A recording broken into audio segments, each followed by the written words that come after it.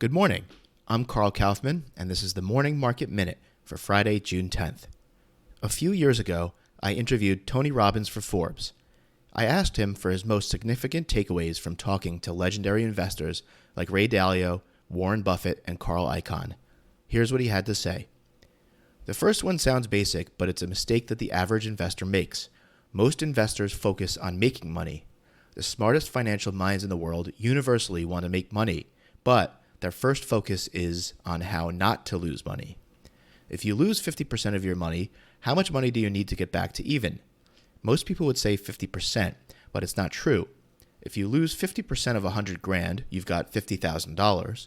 A 50% return on that would leave you with only $75,000.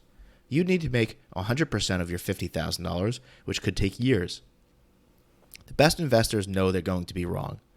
Unlike the talking heads who say, I know for sure what's going to happen, the best investors say, I don't exactly know what's going to happen.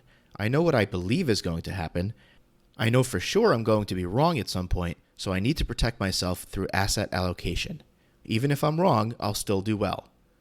The second thing is they're all obsessed with asymmetrical risk-reward. Most people think these billionaires took gigantic risks. When you actually study the best investors, that's not how they operate. They take on the least risk possible for the highest possible return. Billionaire hedge fund manager Paul Tudor Jones wants to risk $1 to make $5. He knows he's not going to be right all the time, but if he risks $1, he'll be fine. If he risks another $1, he'll be fine, and when he makes $5, he's in incredible shape. He can be wrong 4 out of 5 times and still be okay. As we finished the interview, I asked Robbins for one last suggestion on how someone can prepare themselves for success. His response, we all develop a certain level of happiness, and you can train yourself to be appreciative no matter what happens.